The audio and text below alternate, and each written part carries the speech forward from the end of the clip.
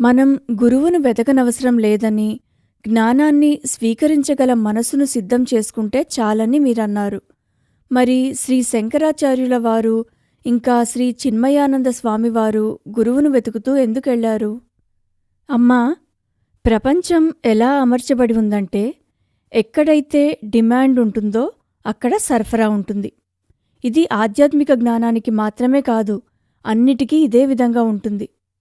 ఇక్కడ ఇన్ని ఇంజనీరింగ్ కాలేజీలు, ఇన్ని మెడికల్ కాలేజీలు ఎందుకున్నాయి?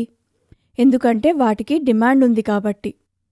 ఎంతోమంది విద్యార్థులు వీటిని కోరుతున్నారు కనుక అవేర్పడ్డాయి. అదేవిధంగా ఓ వ్యక్తి నిజాయితీగా ఆధ్యాత్మిక జ్ఞానాన్ని కోరినప్పుడు ఆ వ్యక్తికి ఆ జ్ఞానం అందుబాటులో ఉండాలన్నది విశ్వం యొక్క చట్టం. అందుకని మన పని గురువును వెతకడం కాదు, అదసలు అవసరం లేదు. జ్ఞానం కోసం పరితపించడమే మన పని. ఇది మన వైపు నుంచి. నువ్వు ఎప్పటికీ గురువును వెతకలేవు, ఎందుకంటే ప్రతి ఒక్కరి వ్యక్తిత్వం చాలా క్లిష్టతరంగా ఉంటుంది. మన గురువులే ఎన్నో రకాలుగా ఉన్నారు. ధ్యానాన్ని బోధించేవారు, సేవా తత్పరత కలిగిన గురువులు, వాళ్ళంతా గొప్పవారే, ఆత్మసాక్షాత్కారం పొందినవాళ్లే.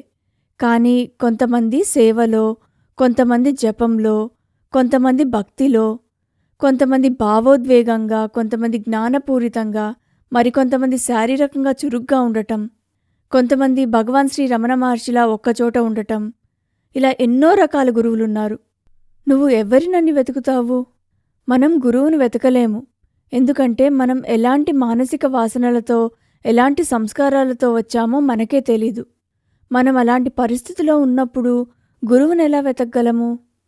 అందుకే గురువును వెతికే పని విశ్వానికి వదిలిపెట్టు. అది విశ్వం యొక్క బాధ్యత, మన బాధ్యత కాదు. శ్రీ శంకరాచార్యుల వారి గురించి నాకు తెలీదు గాని స్వామి చిన్మయానంద గురువు కోసం వెతకలేదు. నిజానికి ఆయనకు మొదట్లో గురువుల మీద అస్సలు నమ్మకం ఉండేది కాదు. గురువులు సమాజానికి పట్టిన చీడ పురుగులు అన్న అభిప్రాయంతో ఉండేవారు. ఆశ్రమాలు ఇంకా సన్యాసుల మోసపూరితనాన్ని బయటపెట్టాలని అనుకున్నారు.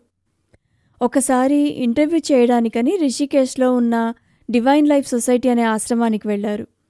అక్కడ ఆయన స్వామి శివానంద గారిని కలవడం జరిగింది. ఆ ఆశ్రమంలో జరిగే అమోఘమైన సేవలను చూసి తన అభిప్రాయాన్ని పూర్తిగా మార్చుకున్నారు. తాను కూడా సన్యాసి కావాలని నిర్ణయించుకున్నారు.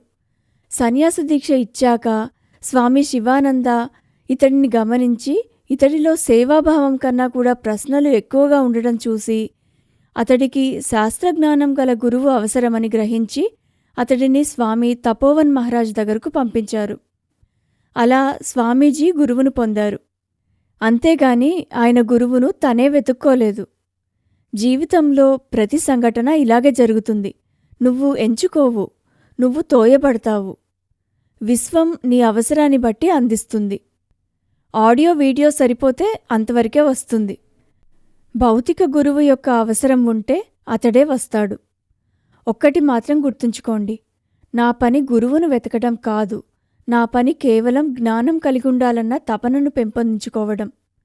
ఈ తపన ఎప్పుడు కలుగుతుందంటే నీ మనసు శుద్ధపడినప్పుడు. నీ మనసును శుద్ధంగా ఉంచుకోవడమే నీవు చేయవలసిన ముఖ్యమైన పని. అప్పుడే దాన్ని జ్ఞానంతో నింపడానికి గురువస్తాడు. ఇప్పుడు ఇంకో ప్రశ్న రావచ్చు, ఆ వచ్చిన గురువే నా గురువని ఎలా తెలుసుకోవడం అని. ఎవరైతే నీ హృదయం నుండి వచ్చే ప్రశ్నలకు సమాధానమిచ్చి నీకు ప్రశ్నలు లేకుండా చేస్తాడో అతడే నీ గురువు. నువ్వు ఒకరి శిష్యుడివన్న విషయం గురువుకి కూడా తెలియాల్సిన పని లేదు. నీ అవసరానికి విశ్వం అందించే అన్ని అవకాశాలను స్వీకరించు. విశ్వం అంటే పరమాత్మ. పరమాత్మే గురువును శిష్యుడిని దగ్గరకు చేరుస్తాడు. ఓ పరిపూర్ణ శిష్యుడిగా ఉండటం ఒక్కటే నీ పని.